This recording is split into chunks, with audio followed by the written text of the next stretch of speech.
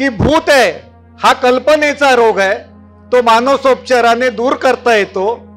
भट आहे हा सामाजिक राजकीय धार्मिक रोग आहे, त्याला जाळून खाकच केला पाहिजे. आणि फुलेंची पगडी मामा देशमुखांच्या माथ्यावरती जास्त चांगली शोभून दिसते अलीकडच्या काळात. अशी पुस्तकं निघणं आणि अशी अजून आपल्याला वाटतं की अजून अशी हजारो पुस्तकं निघावी. किंबहुना मला वाटतं ह्या पुस्तकानंतर मामा देशमुख हा विचार, हा इतिहास कसा हे सांगणारी हजारो पुस्तकं निघतील आणि वेगवेगळ्या भाषेत निघतील. जे पायानी चालतात ते अंतर कापतात, जे डोक्यानी चालतात ते ध्येय गाठतात. तो आपला समाज बिघडलेला आहे, दुसऱ्यांना दोष द्यायलाच पाहिजे, कारण घडवतातच चुकीचं. आपला भाबडा समाज आहे, बहुजन समाज, मराठा समाज विश्वास ठेवतो. विश्वास ठेवायला हरकत नाही, पण विसंबून राहणं साप चुकीचं आहे. हे काम मामा देशमुखांनी अखंड हयातभर केले. शेवटच्या टोकापर्यंत ते करत होते, शेवटपर्यंत करत होते. आणि माणसाला सजग करून आपला बहुजन समाज हा ताकदवार व्हावा, इथली वैदिक सनातन हे जी आहे व्यवस्था आहे ती कोलमडून पडावी, यासाठी त्यांनी आटोकाट प्रयत्न केला. आपण कुठपण गेलो होतो आणि परत आता मागे न्यायचं कारस्थान चालू असताना मामा देशमुखांचा विचार, त्यांचा ग्रंथ हा आपल्याला मार्गदर्शक ठरेल.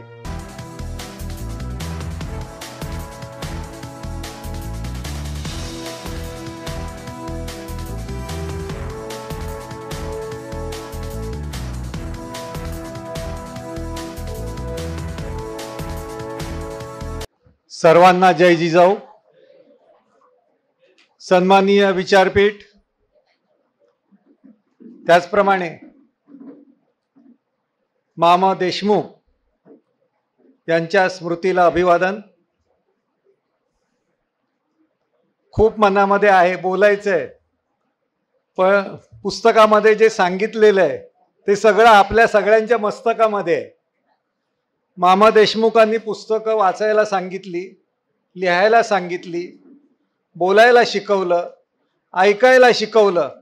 ह्या सगळ्याचा लेखाजोखा ह्या मामा देशमुख एक आकलन ह्या पुस्तकामध्ये आहे. खरं इतकं सुंदर पुस्तक बबनराव नाखले आणि मानकर सरांनी केलेलं आहे. हे जर मामा देशमुखांनी बघितलं असतं तर मामा देशमुख मनापासून म्हणाले असतं, खूप घाई केली मी जायची. कारण मामा देशमुख हे सौंदर्याचे प्रचंड उपासक होते. सौंदर्य दृष्टी होती, एक विज्ञान दृष्टी होती. विशेषतः त्यांचे तुम्ही शेवटच्या काळातल्या सोशल मीडियामधल्या मुलाखती बघितल्या तर मुलाखत कशी द्यावी, एखाद्या वेळेस मुलाखतकार प्रश्न विचारणारा चुकेल, पण आपल्याला ते सांगायचंय ते नेमकं कसं पोचवायचं ह्याचं उत्तम उदाहरण म्हणजे मामा देशमुख होते.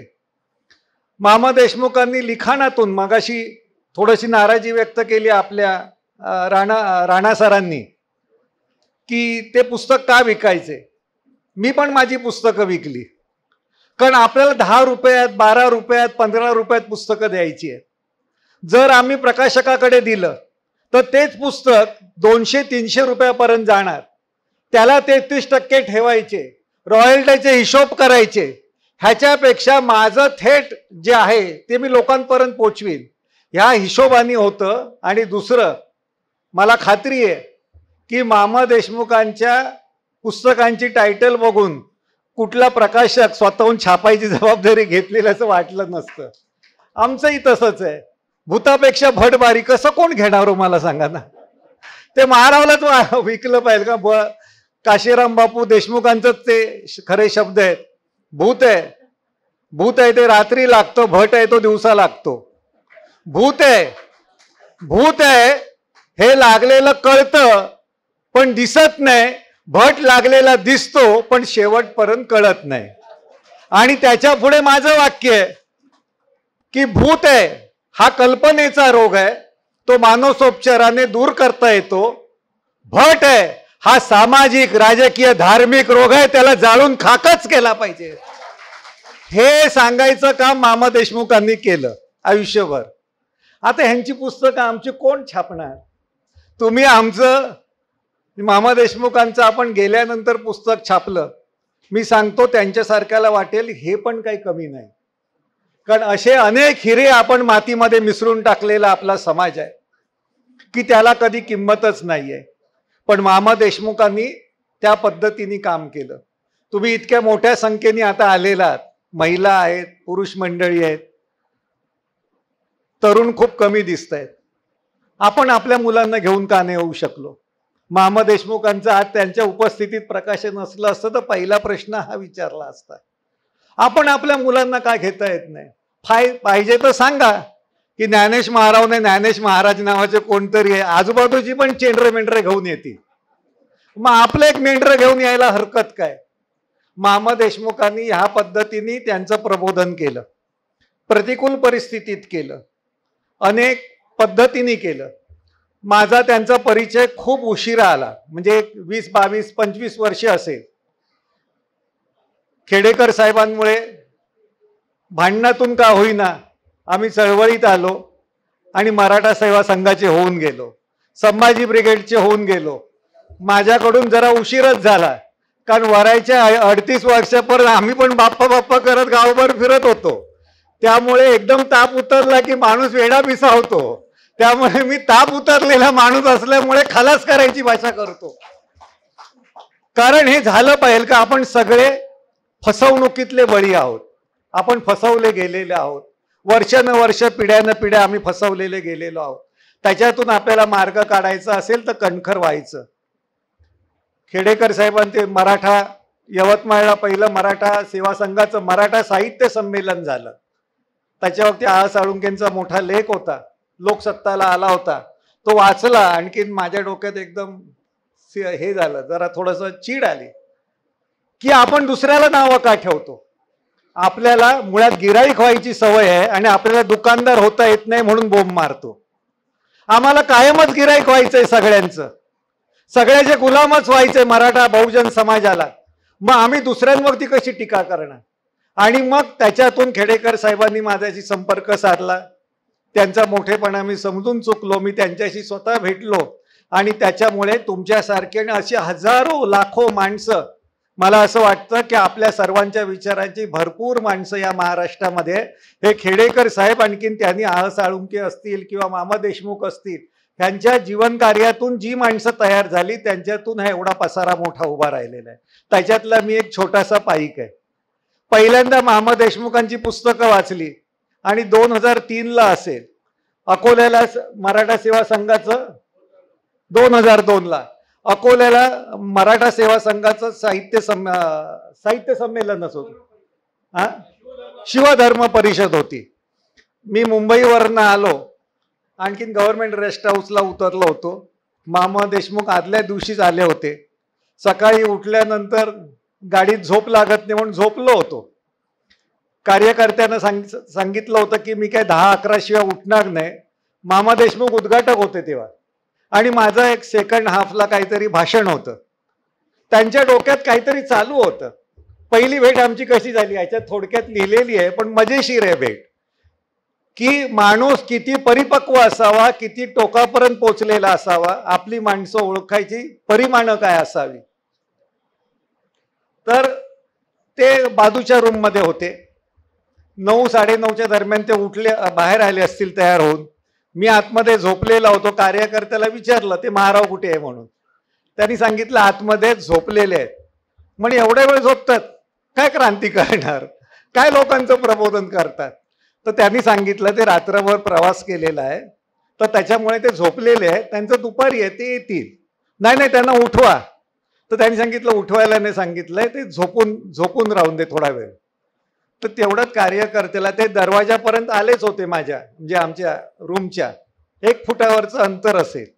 मी कॉटवरती झोपलेलो.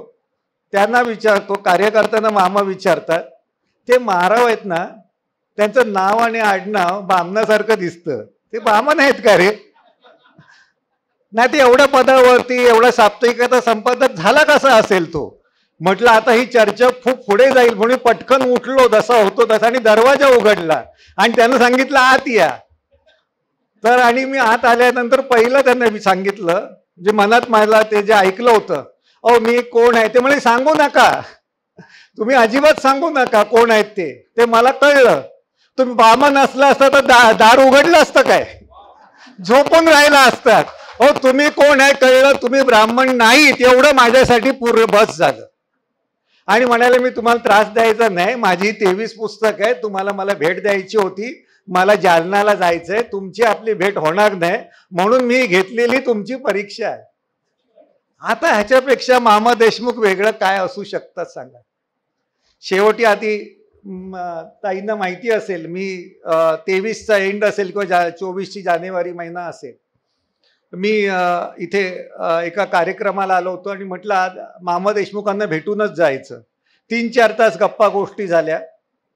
गेल्यानंतर पहिल्यांदा त्यांनी विचारलं, बाकी उठबस झाली, विचारलं आणि सांगितलं, मी सांगितलं ते काम करतात काय?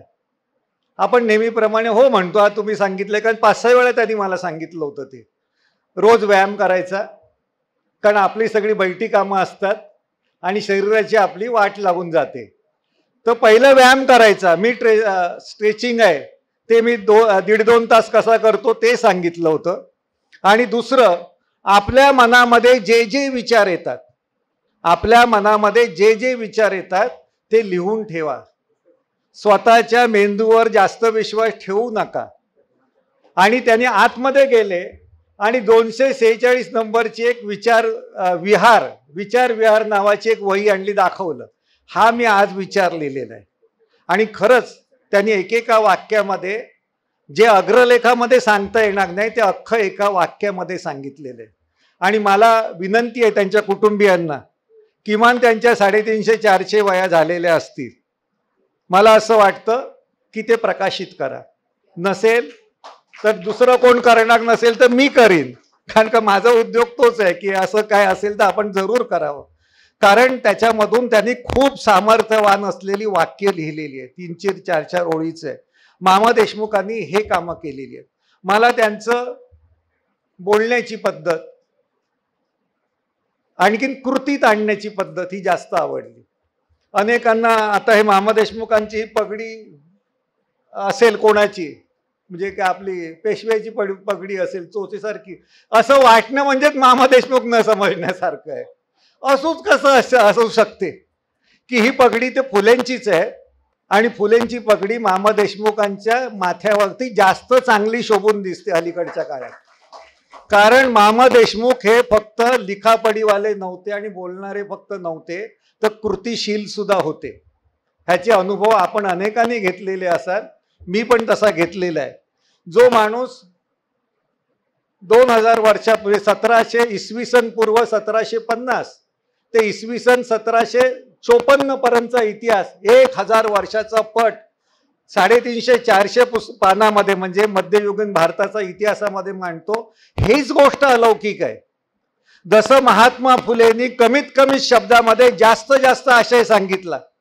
कल्पनेचे देव कोरिले उदंड, रचिले पाखंड स्वार्थासाठी, थोतांडे रचुनी आज्ञा फसविती, भटे लाच खाती राजरोस. त्यांनी दक्षिणेला लाच म्हटलेलं आहे. देणाऱ्यांना आणि घेणाऱ्यांना पण लाज वाटत नाही. किती कमीत कमी शब्दामध्ये 1000 वर्षाचा इतिहास इतक्या कमीत कमी शब्दात लिहायचा ही सोपी गोष्ट नाही. ह्याची बरोबरी महात्मा फुलेंच्याच आणि तुकोबांच्याच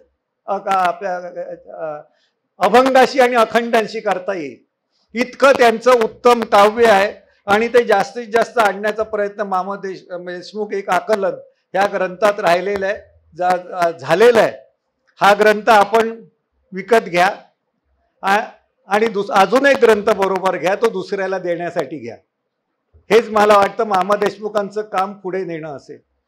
मामा देशमुखांनी इतिहास लिहिला, मी माझ्या लेखामध्ये लिहिलेलं आहे, पण इतिहास लिहिता लिहिता त्याला इतिहासकार म्हणून कधी कोणी मानलं नाही, लेखक म्हणून कोणी स्वीकारलं नाही, कार्यकर्ता म्हणून फार सोयीने घेतलं, बाकीच्या वेळी दूर ठेवलं. पण या सगळ्यावरती मात करून ते स्वतः इतिहास झाले, इतिहास म्हणून जगले. स्वतः इतिहास होणं हे खूप कठीण असतं.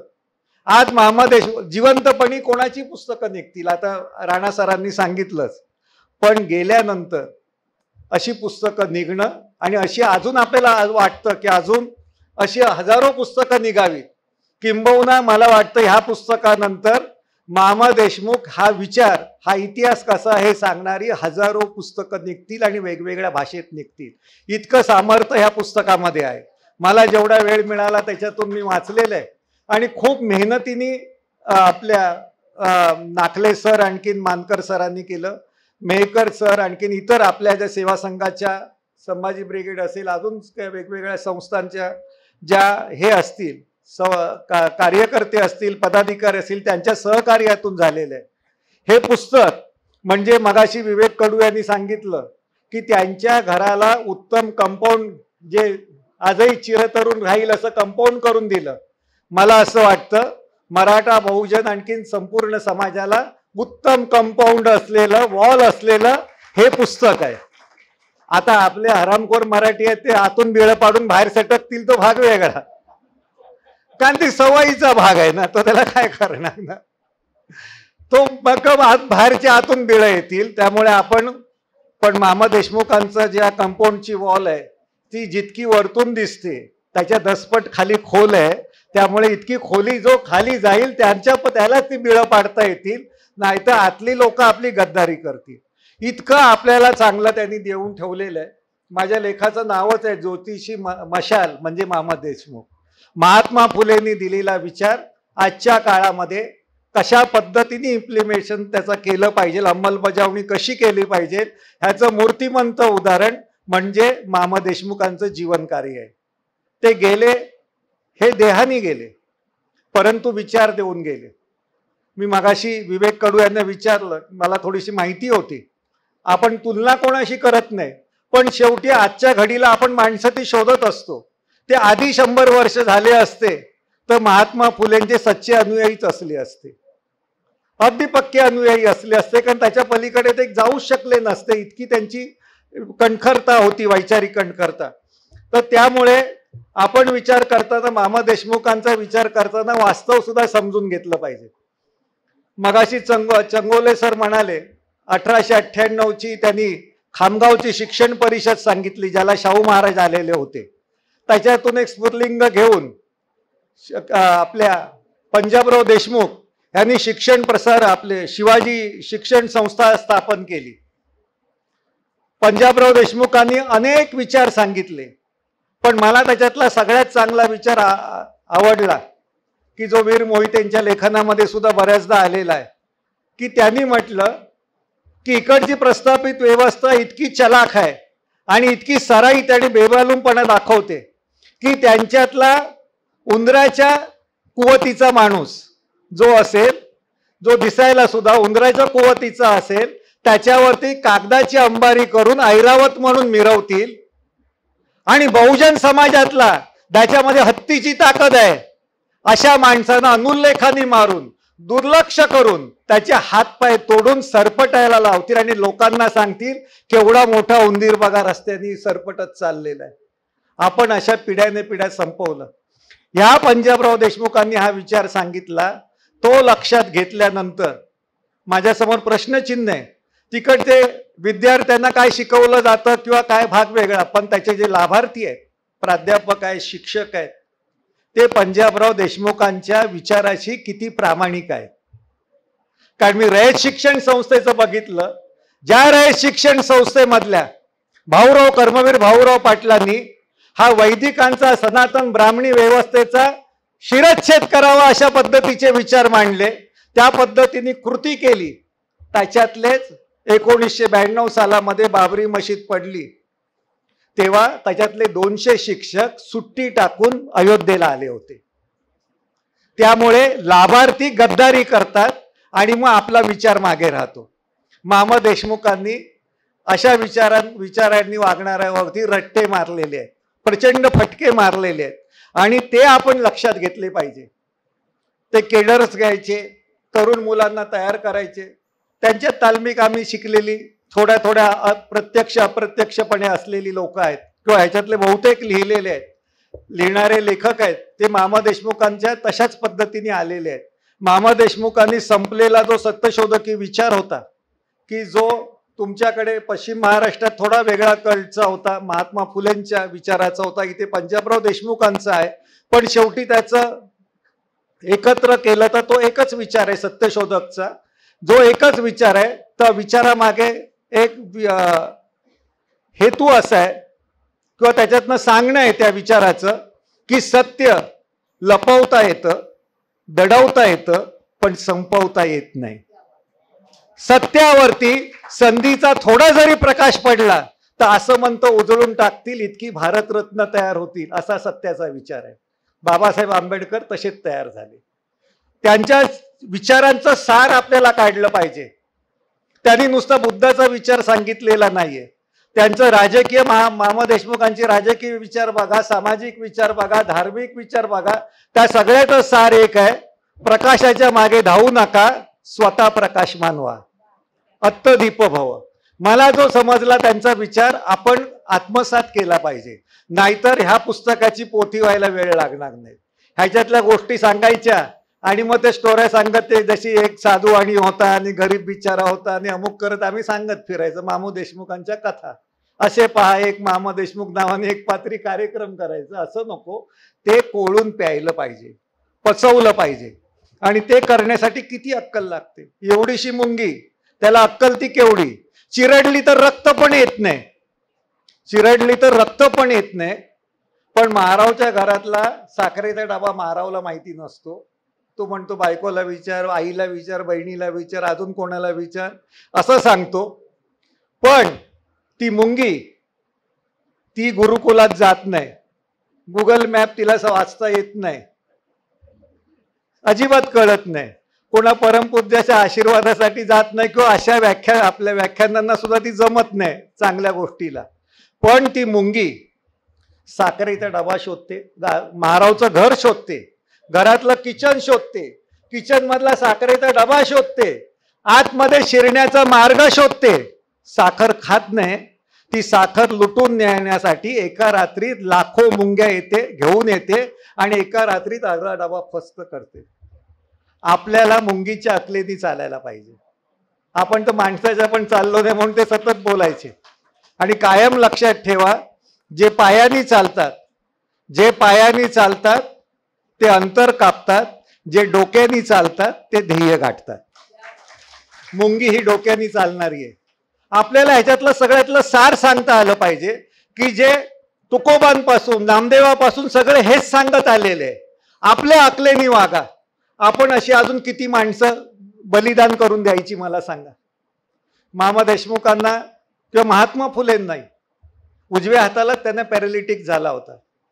मामा देशमुखांनी आताच्या तंत्रानुसार त्यांनी डिक्टेशन द्यायला सुरुवात केली होती. जमलं असेल तर व्हाईस पण ते देत असतील, दुसऱ्याकडनं घेत असतील. महात्मा फुले च्या काळामध्ये ते नव्हतं. त्यांना त्यावेळी उजव्या हाताला पॅरालिसिस झाल्यानंतर त्यांनी डाव्या हाताने लिहिण्याचं 3 वर्ष प्रॅक्टिस केली आणि शेवटी सत्सार नावाचा ग्रंथ लिहिला. आपण जेव्हा तुलना करतो कोणाशी तेव्हा तुलनेतले काही लक्षणं असतात ती आपल्याला मिळतात. माणसं कुठलीच लहान नसतात, आपल्याला इतिहासामध्ये ती मोठी वाटतात. पण मामा देशमुखांनी असतानाच इतिहास घडवलेला आहे. त्यांचा मोठेपणा आपण जेवढं समजून घेऊ तेवढं अधिक उत्तम पडेल. मामा देशमुखांचा काळ वेगळा होता आणि आताचा काळ वेगळा आहे. मगाशी विवेक कडू यांनी सांगितलं की त्यांनी माफी मागितली नाही. मी माफी मागणार आहे, पण माफी कशासाठी मागितलेली गैर असते. चुकीबद्दल तुम्ही चूक केलेली असेल तर माफी मागणं हे गैर आहे. पण जर सत्य तसंच आहे, तुमची चूकच नाही ती आणि तुम्हाला लादलं असेल तर तुम्ही काय करणार. तुम्हाला प्रत्यक्ष सामोरं जावं लागतं, वास्तवात जावं लागतं. एका खोलीमध्ये कोंडलेला 10 माणसं आलेली आहेत आणि एखाद्या 2 बायका समोर आल्यानंतर तुम्ही त्यांच्याशी काय हुजत घालत बसत असाल तर फुकट जाल. तर माफी मागणे आणि न मागणे ह्याच्यावरती माणसाचं कर्तृत्व करत नाही. तो सत्याला भिडतो कसा, सांगतो कसा, ते जास्त महत्वाचं आहे. आपल्याकडे आनंद कसल्याही गोष्टीचं मानतात. आम्ही सांगतो तो स्वामी समर्थ आपल्या जागी असेल, त्यांनी काय आपलं केलेलं आहे ती त्याच्या पुस्तकामध्ये लिहिलेलंच आहे. तो कुठली भाषा वापरायचा, काय कपडे घालायचा.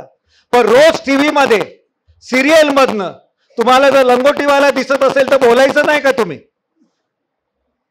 ज्या गुरु आम्ही स्वीकारतच नाही तो रामदास शिवाजी महाराजांचा गुरु दाखवतात. मग रामदासांच्या अंगावर, आपल्या शिवाजी महाराजांच्या अंगावरती पूर्ण कपडे, आणि हा परत लंगोटी घातलेला. अरे एकदा घाला, दुसऱ्या दिवशी झगा घाला, कफनी घाला, काय त्याची तरी अब्रू ठेवा ना. आपण हे सत्य सांगण्यासाठी पुरून उरलं पाहिजे. हे वास्तव लक्षात घ्या, नाही तर काय होतं, लोक गैरसमज करून घेतात. जे माझा काही आक्षेप नाही कोणावरती, त्या त्या काळामध्ये त्या त्या गोष्टी बरोबर असतात, परंतु आपला समाज बिघडलेला आहे. दुसऱ्यांना दोष द्यायलाच पाहिजे, कारण घडवतातच चुकीचं. आपला भाबडा समाज आहे, बहुजन समाज, मराठा समाज विश्वास ठेवतो. विश्वास ठेवायला हरकत नाही, पण विसंबून राहणं साप चुकीचं आहे. ज्ञानासाठी तर अजिबात विसंबून राहू नका. प्रत्येकाला ज्ञान मिळू शकतं, हे मुंगीच्या उदाहरणातनं आपल्याला समजू शकतं. हे काम मामा देशमुखांनी अखंड हयातभर केले. शेवटच्या टोकापर्यंत ते करत होते, शेवटपर्यंत करत होते. आणि माणसाला सजग करून आपला बहुजन समाज हा ताकदवार व्हावा, इथली वैदिक सनातन हे जी आहे व्यवस्था आहे ती कोलमडून पडावी, यासाठी त्यांनी आटोकाट प्रयत्न केला. त्यांच्या जीवनाचं सार जर सांगायचं असेल तर 2002 मध्ये जिथे मामा देशमुख मला भेटले, त्यांचं काम माहितीच होतं, पुस्तकं वाचलेली होती. मला तेव्हाही त्यांनी सांगितलं, म्हटलं हो मी सगळी पुस्तकं वाचलेली आहे, मग ही दुसऱ्या देण्यासाठी न्या. नाही म्हणायचं नाही, ज्ञान घ्यायचं असतं, घ्या म्हणून. आणि तिथेच बसल्या जागी मी कविता लिहिली. मामा देशमुखच डोक्यात होते, त्यांची पुस्तकं चाळत होतो, तिकडे गेलो. आणखी तिथे जी कविता लिहिली ती धर्माचा विचार आणि विचारांचा धर्म मध्ये मागच्या बाजूला आहे, की मामा देशमुखांचं आयुष्य किंवा त्यांच्यासारख्यांचं आयुष्य हे त्या कवितेमध्ये सांगितलेलं आहे. आता हे सगळं आयुष्य जगत असताना कुटुंबाची किती फरफट होते, जरी त्यांनी किती सांगितलं की आम्ही सहभागी झालो, सगळं झालो, तरी खूप फरफट होते, जी मी पण अनुभवतो. माझ्या घरातल्यांचं काय अवस्था होते ते मी समजू शकतो. पण आपल्याला सत्यापर्यंत न्यायचं असतं, त्याची एक किंमत मोजायची असते. आपण कोणाच्या तरी खांद्यावर बसून आपला प्रवास इथपर्यंत झालेला असतो, हे लक्षात असल्यामुळे आपण ते काम करत असतो. त्या कवितेमध्ये लिहिलेलं आहे. मग तुम्ही महात्मा फुलेंचे सत्यशोधक असाल, तुम्ही मराठा सेवा संघाचे सैनिक असाल, किंवा समता सैनिक असाल, शिवरायांचे मावळे असाल, तर त्यांना ही नम्र विनंती आहे. उठ मावळ्या पहा जरासा संत जनांची शिखरे, सुधारकांच्या कथा सांगती जातीची लक्तरे. डोळे उघडून पहा जरा संतांची लक्तरे कशी झाली. उठ मावळ्या पहा जरासा संत जनांची शिखरे, सुधारकांच्या कथा सांगती जातीची लक्तरे. डोळे उघडा पहा जरासा, तुमच्या घरामध्ये भटजी कसा घुसलाय तो बघून घ्या. तो बघितल्याशिवाय आज आपल्या कमरेचे करगोटे तुटले, गळ्यातले गोप तुटले, आपले नाही, आपण तर त्याच्या पुढे गेलेलो आहोत, पण समाजामध्ये झालेला बदल लक्षात घ्या, की त्याच्यामध्ये हिरवे निळे गंडे दोरे कुठून आले. एक गेलं आणि दुसरं आलं. म्हणजे दारू सोडायची आणि सांगायचं गुटखा खाऊ का, किंवा अजून काय ड्रग्ज घेऊ का. एका व्यसनाला दुसरं व्यसन हे उत्तर नसतं. व्यसनामध्ये बदल म्हणजे सुधारणा नव्हे, पण तशीच सुधारणा करत आपण काय करतो की दुर्लक्ष करतो, आणि जिथे आहोत तिथेच आज आहोत. जवळजवळ 100 वर्षानंतर असं वाटतं आपल्याला की आपण उलट चाललोय की काय, आपण कुठपर्यंत गेलो होतो. आणि परत आता मागे न्यायचं कारस्थान चालू असताना मामा देशमुखांचा विचार, त्यांचा ग्रंथ हा आपल्याला मार्गदर्शक ठरेल. एक मुलगा होता, त्याला काळोखाची खूप भीती वाटायची, पण त्याची जी शाळा होती ती जवळजवळ 5 किलोमीटर दूर होती. मध्ये निर्जन रस्ता होता, झाडी होती. केव्हा केव्हा तो धावत पळत संध्याकाळचा यायचा. तर आईने विचारलं त्याला की तू असं का धावत पळत येतो. तर म्हणे अंधार झाला की मला भीती वाटते. असं अनेकदा वाटतं की श्वापद असतील, जनावर असतील, मग मी काय करू, म्हणून धावत धावत येतो. तर त्याच्या आईने सांगितलं इथून पुढे काळोखाची जर भीती वाटत असेल तर बरोबर एक काठी आणि एक दिवा ठेव, आणि शाळेतनं येताना घेऊन ये बाईंकडनं मागून तो दिवा. एक दिवस बाईंनी, ह्यांनी घरचा अभ्यास केलेला नसतो म्हणून त्या बाईंनी त्याला अभ्यास करायला शिक्षा दिलेली असते. उशीर झाला, 7-7:30 वाजले, काळोख होतो, बाईंकडनं तो दिवा मागतो. बाईंना वाटतं की जाताना काळोख लागेल म्हणून त्यांनी दिवा मागितलेला आहे. कुठची शिपायाची काठी असते ती घेतो आणि जंगलाच्या इथपर्यंत आल्यानंतर तो काळोखामध्ये उभा राहतो, घाबरतो, दिवा पेटवतो, तिथेच उभा राहतो. तिथेच उभा राहिल्यानंतर बराच वेळ झाला तसाच उभा राहतो. तेवढ्यात नाकले सरांसारखा एक माणूस तिथे येतो. त्यांनी विचारतो, बाळा तू उभा का? तर म्हणाले की श्वापद खूप आहे, जंगलात जनावरं खूप आहे, मला खाईल. मग हातात मारण्यासाठी काठी आहे ना, पण मला अंधाराची खूप भीती वाटते. म्हणे झालं काय, अंधाराची भीती वाटली तर भीतोस कशाला, तुझ्या हातात दिवा आहे, प्रकाश आहे. तर म्हणतो की नाही प्रकाश आहे पण त्याचा उजेड आहे, तो दिव्याचा उजेड आहे, तो एक पाऊलच पुढे जातो. मग नाकलेचं खाडकन कानाखाली मारतात आणि त्याला सांगतात, तू एक पाऊल पुढे जा, तुझ्याबरोबर कायम दिव्याचा प्रकाश येत राहील, तू घरी पोचशील. मला वाटतं असं की मामा देशमुखांनी हा दिलेला दिवा आहे, ही ज्योत आहे, ही मशाल आहे. पुढची वाटचाल आपण ह्याच विचाराला घेऊन करूया. धन्यवाद, नमस्कार.